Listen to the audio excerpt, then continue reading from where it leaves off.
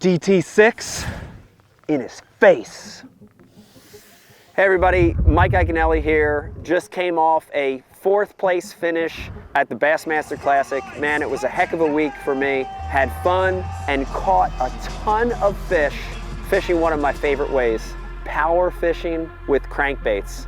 I want to tell you a little bit about the type of area I was catching them from and the key bait for me during the week and the colors. It was all really a key component to catching them over 3 days. You know, the areas were really key, and I found a few magic places that contained flat natural rock.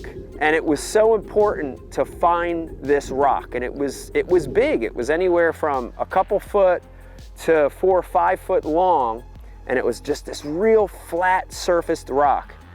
But it couldn't just be anywhere. You had to find that flat rock on staging spots, like secondary points, main points, and little high spots. And when you found a combination of that flat rock on points or high spots, if it sat in 4 to 6 feet of water, you were going to catch some fish. But you know, the interesting thing is, you couldn't just cast any lure out there and get bit. Believe me, I tried. You couldn't slow reel a plastic.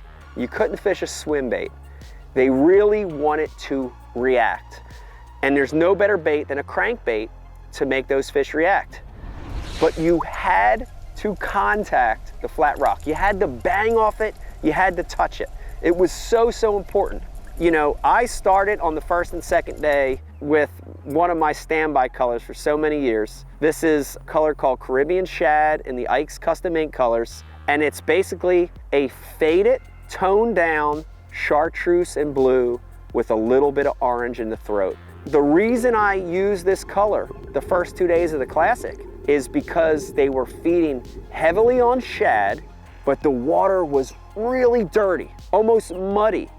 And that chartreuse blueback faded out color in that dirty water looks like a shad. It looks like a shad. It's a great shad imitator when the water is dirty.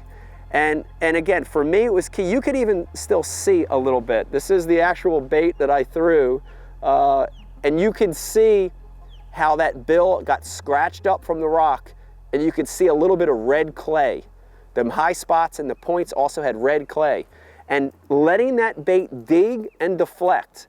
If you didn't dig and deflect and touch the bottom, you didn't get a bite. So important to make that bait deflect. But something really interesting happened on day 3 of the Bassmaster Classic. I got to one of my key spots, that high spot in front of the bridge with that flat rock on it. And as soon as I got there, I couldn't get bites. I started throwing this bait that had caught so many fish. I'm not kidding you, 50 or 60 fish the first 2 days on this Caribbean shad. And I couldn't get bites. About the same time, I looked down and I noticed that the water had cleared up about 3 inches. That's it. It got a hair cleaner. Just you could see down about 3 more inches. From past experience, I know that a color change in clearing water can be real important. I put down that color. I went to one of my favorite standard shad colors, favorite color of all times. This is a color called Smash. And if you look at it, it's very much just a putty shad body, very pale, with a little bit of green in the back, a little bit of gold metal flake, again with that orange throat. And it was instantaneous. Going from no fish, no bites on a bait I've thrown for 2 straight days, because the water cleared, I went to Smash and instantly started triggering those bites. Ended up catching 30 plus fish on my first stop on that Smash color. Same things were key to cause that bait to deflect off the rock, but because the water cleared, the fish really responded better to what they were naturally feeding on, which was shad. Really a great lesson for me, even after fishing all these years, a great lesson of how important color is. You know, there's always a takeaway or a lesson from the tournaments that you fish.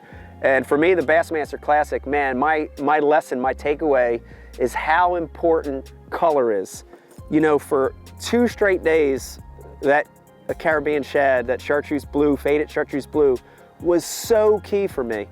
And going into my best area on the last morning, fishing for 10 or 15 minutes without a bite, you know, honestly, there were a lot of things I could have did. I could have switched baits. I thought about something on the bottom. I thought about, you know what, they're not here today, just leaving that spot.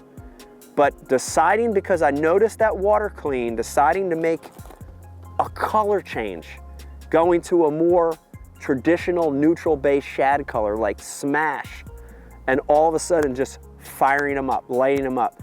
What a great lesson for me on how important color is, and to keep changing color until you figure out the trigger for those fish. You know, and that can change, not only in the course of a few days, but during the day itself, I've seen it change. So keep an open mind, change color, let the fish tell you what color to use, and that's the big takeaway for me from this year's Bassmaster Classic.